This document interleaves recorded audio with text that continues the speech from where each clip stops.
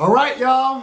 I don't know if y'all been keeping up with the Jay-Z situation, but I told y'all I would, man, because from just hearing the story and her story, it didn't make sense. It literally didn't make no sense. It wasn't adding up. 2 plus 2 was coming out 5 when it's supposed to come out 4. So that's why I'm like, her story not even making sense.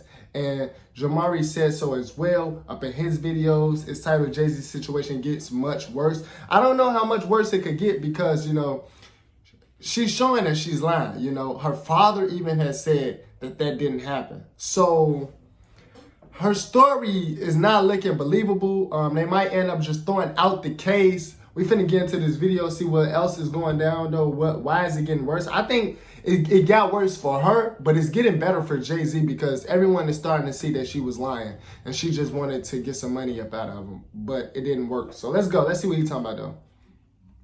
So earlier this week, I told you guys about some very serious allegations being levied against rapper Jay-Z, with these claims revolving around the ongoing situation with his longtime friend P. Diddy. The claim was that back in the year 2000, Jay-Z and Diddy took turns violating a 13-year-old girl at a VMA's after party. The girl claimed she was dropped off at Radio City Music Hall by a friend. She says that she tried to get into the VMAs but ultimately failed, and that she then approached Diddy's limo driver who would take her to an after party thrown by Diddy himself, where she claims that she was given a mixed drink that would make her lose control of her body, and this is when she was allegedly taken advantage of. And even when I read the initial court filing, I did have some questions about how valid it really was. Like, I get that it was a different time, but to me, no one in their right mind would leave a kid in New York City unsupervised for hours on end. I also found it curious that she claims that she was under the influence of a substance that made her lose control of her body, but she somehow still had the wherewithal to get a grown man off of her by punching him in the face,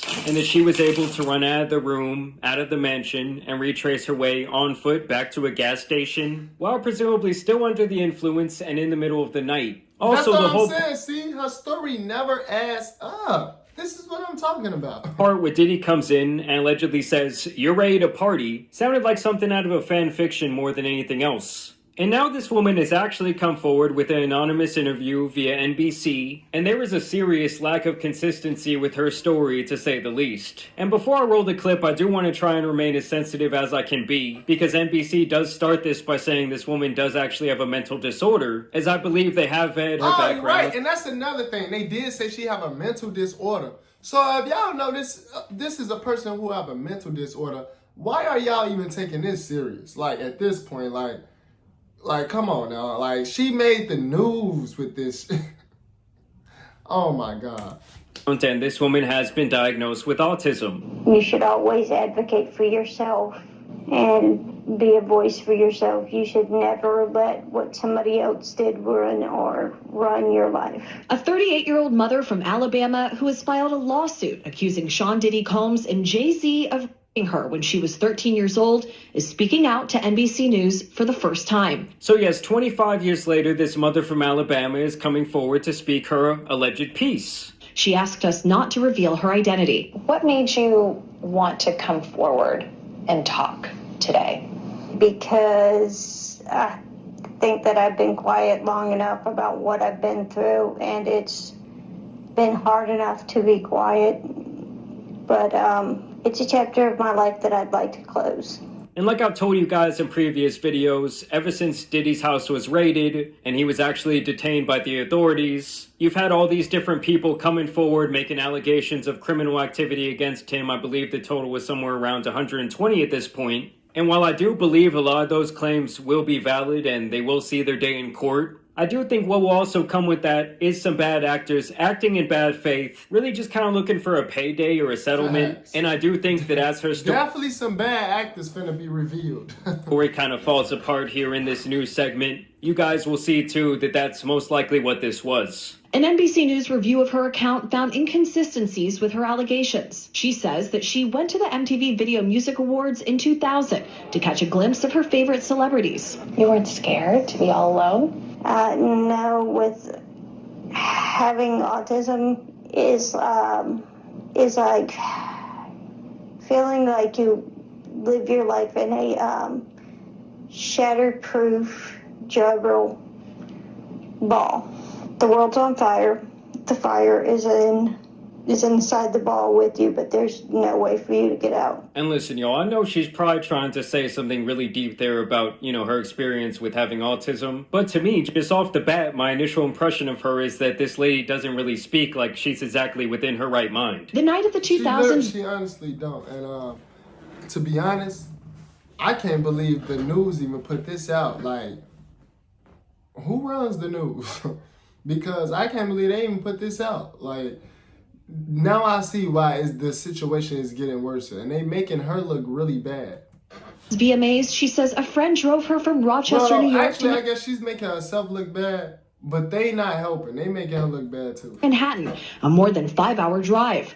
I mean, come on, guys. This 5-hour drive, and then you're going to leave a 13-year-old kid in New York City all by themselves? Like, did it take the dad 5 hours to come drive and pick her up? Her attorney provided NBC News with the name of the friend who has since died. The woman says she spoke to Combs's limo driver, who offered her a ride to an after party. I stumbled upon Diddy's driver, who told me that I was exactly what Diddy was looking for. What did you think when he said that to you? I thought it meant that I was just pretty. And here's where her story really starts to fall apart, as several of the alleged witnesses in this situation all have alibis for that night, and many of them were not even in the same state. She went to a White House, she says, where she spoke to musicians Benji Madden and his brother. I'm talking to Benji Madden about his tattoo because, I have about his tattoo that's the Last Supper because I have a religious background. So it was just something to talk about. And so those guys are actually both members of the band Good Charlotte, and they did actually release a statement saying that they were nowhere near New York on the night of September 7, 2000. And as you can see here by... Yeah, see, I knew it. Her story didn't make sense from the get-go. An archive of their tour, they were at the Vic Theater that night in Chicago, Illinois. As you guys can see, this website also confirms that information and notes that they were touring with Eve 6 and OPM. And listen, I'm not the best at geography, guys, but Illinois, it's a pretty far away from New York just to go to a Diddy party. At the after party, she says she had a drink that made her feel woozy. Then she says Combs and Carter took turns raping her while a female celebrity watched. JC comes in and rapes me. Well, at that point, I was fighting, trying to get away from him. And he put his hand over my mouth and told me to stop it, cut the After the alleged, she says she ran to a gas station where she called her father, who picked her up and drove her home. That's what I'm saying. Like, did this guy have to come from 5 hours away? And don't worry, guys, we won't have to wonder because they do actually get a statement from the dad here in a little bit. We rode home in silence. He didn't ask me what happened. He didn't ask me what I did or where I was. In an interview with NBC News, her father said he could not verify the claims. Quote, That's what I'm saying. Even her father's saying that this didn't happen. He can't verify these claims are true. That's what I'm saying. Like, yeah, this case is just going to get thrown out. I feel sorry for her, actually, though. Felt like I would remember that, and I don't. I have a lot going on, but I mean, that's something that would definitely stick in my mind. And to me, at that point, it's like, okay, the case is closed. Her own father is saying he has no recollection of this event at all. So the people at the party she allegedly talked to, it's already been debunked.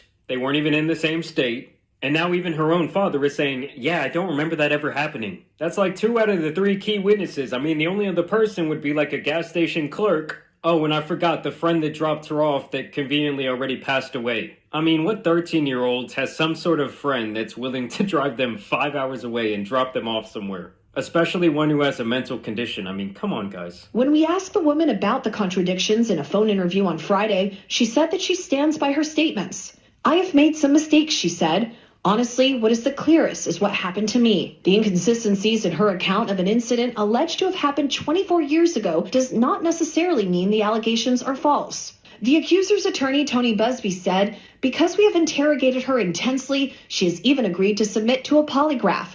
This has been extremely distressing for her, to the point she has experienced seizures and had to seek medical treatment due to the stress. Oh, man. And I know Tony Busby has been a really successful lawyer. Yeah, see, I honestly feel sorry for her because she got other things that she's dealing with. That's why I feel sorry for her. And it's almost like she don't have no control over herself, literally. So, yeah.